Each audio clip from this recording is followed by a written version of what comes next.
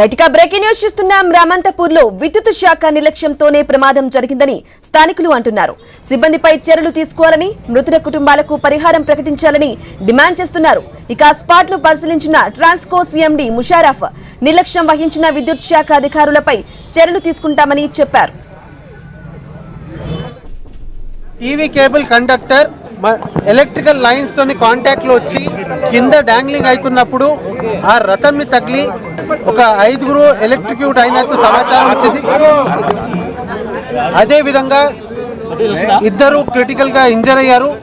వాళ్ళ దాంట్లో కూడా ఒకరు ప్రాణాలు కోపుకున్నట్టు సమాచారం ఉంది. సో దాన్ని సైట్ ఇన్స్పెక్షన్ చేయడానికి నేను ఇక్కడ రావడం జరిగింది.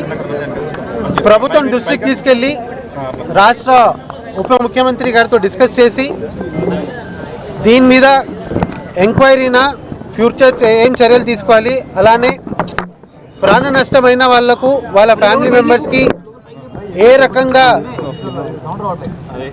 బెనిఫిట్స్ పొందించాలనో, ఏ రకంగా ఎక్స్గ్రేషియా ఇవ్వాలనో అనేది గవర్నమెంట్ లెవెల్లో ఉప ముఖ్యమంత్రి గారితో చర్చించి ఒక నిర్ణయం తీసుకోవడం జరుగుతుంది.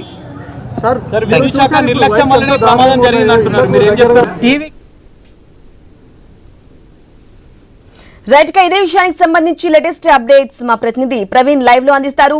ప్రవీణ్ చెప్పండి, ట్రాన్స్కో సీఎండీ ముషారఫ్ మాట్లాడుతూ కూడా విన్నాం, మనం మాట్లాడడం కూడా అంటే త్వరలోనే వారికి నష్టపరిహారం అంటే మృతులకు కూడా పరిహారం అందించే ప్రయత్నం అయితే డిప్యూటీ సీఎం దగ్గర కూడా తీసుకెళ్లి వెళ్లే ప్రయత్నం అయితే చేస్తామని కూడా చెప్పడం జరిగింది. ఏ విధంగా చూసుకోవాలంటారు? కానీ స్థానికులేమో వైపు ఇది ఇప్పటి సమస్య కాదు, గతంలో కూడా చాలా సార్లు వైర్లు తెగి పడి ఉన్నాయి, ముట్టుకుంటే ఇలాంటి ఘటన జరుగుతుంది అని చెప్పేసి ఎన్నిసార్లు విన్నవించుకున్న విద్యుత్ శాఖ అధికారులు నిర్లక్ష్యంగా వ్యవహరించారు. ఈ నేపథ్యంలోనే ఇలా జరిగింది అని చెప్పేసి స్థానికులు చెప్తున్నారు. ఎలా చూసుకోవాలంటారు? ప్రవీణ్, అప్డేట్స్ ఏంటి? బ్రాహ్మిణి, మనం చూసుకుంటున్నాము ఇది మొత్తం అయితే ఈ యొక్క మెయిన్ రోడ్డు ప్రదేశంగా పోలీసులందరినీ వారిని అరెస్ట్ చేయడానికి రంగం సిద్ధం చేశారు. పెద్ద ఎత్తున కూడా అయితే పోలీసులు అయితే ఇక్కడ చేరుకున్నారు. బాధిత కుటుంబాలు ఏవైతే ఉన్నాయో బాధిత కుటుంబాలు న్యాయం చేసే వరకు కూడా మేము ఇక్కడ నుంచి కదలమంటూ కూడా చెప్తూ ఉన్నారు. కూడా అయితే ఈ యొక్క విద్యుత్ శాఖ మంత్రి రావాలి, విద్యుత్ శాఖ మంత్రి వచ్చిన తర్వాత దీనికి సంబంధించిన అటువంటి ఏదైతే మాకు ఖచ్చితంగా ఒక నిర్ణయం చెప్తారో, లేకుంటే ఎక్స్గ్రేషియా ప్రకటించాలి, మా కుటుంబాలకు బాధిత కుటుంబాలకు న్యాయం చేయాలి, న్యాయం చేస్తే మాత్రమే మేము ఇక్కడ నుండి వెళ్తామంటూ కూడా భారీ ఎత్తున ఈ యొక్క ధర్నా కారణంగా భారీ ఎత్తున అయితే వాహనాలు కూడా అయితే పోలీసులు కూడా వాళ్ళని రోడ్డు పై నుంచి బైఠాయించడం చేత రోడ్డు పై నుంచి అయితే వాళ్ళని పక్కకు జరిపే ప్రయత్నం చేస్తున్నారు. పక్కకు జరిపే ప్రయత్నం లోపల తీవ్ర పోలీసులకు మరి వాళ్ళకు అయితే వాగ్వాదం కూడా చోటు చేసుకుంటుంది, మనం చూస్తూ ఉన్నాం. అయితే బాధిత కుటుంబాలు కూడా ఫ్లెక్సీలతో వచ్చేసి బాధిత కుటుంబాలు అయితే నిరసన తెలుపుతున్నాయి. నిరసన తెలిపే క్రమం లోపల పోలీసులకు అయితే ఇటు అయితే ఈ యొక్క బాధిత కుటుంబాలకు తీవ్ర వాగ్వాదం ఏర్పడుతుంది. కిలోమీటర్ల మేర కూడా ట్రాఫిక్ జామ్ కూడా ఏర్పడినట్టుగా కూడా చూస్తూ ఉన్నాం. అయితే సంబంధిత అధికారులు రావాలి, అధికారులు వచ్చి తమ నిర్ణయాన్ని చెప్తేనే మేము ఇక్కడ నుండి కదులుతామంటున్నారు. కానీ పోలీసు వాళ్ళు మాత్రం వాళ్ళని ఎవరిని కూడా రోడ్డు పై నుంచి బలవంతంగా పోలీసులు అందరినీ కూడా ఇక్కడ నుంచి అయితే జరిపే ప్రయత్నం చేస్తున్నారు.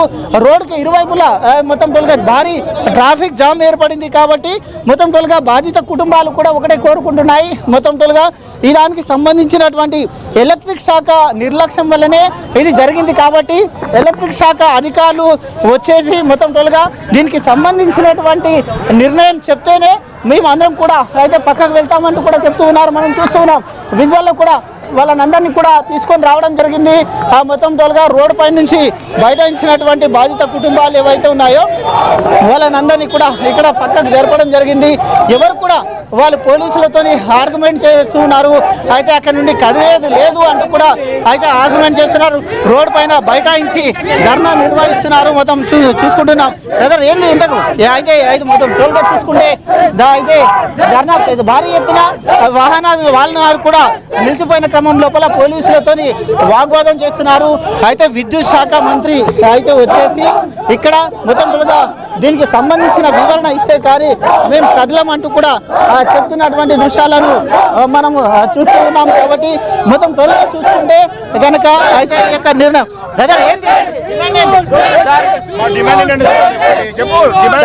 నేను మాకు ప్రతి కుటుంబానికి ఒక ప్రభుత్వ ఉద్యోగం కావాలి సార్. తక్షణమే 50 లక్షలు మాకు ఎక్స్రేషియా కావాలి. ప్రస్తుతానికి పోలీసులు వాళ్ళని జరిపే ప్రయత్నం చేస్తున్నారు, బలవంతంగా లాగే ప్రయత్నం కూడా చేస్తున్నారు.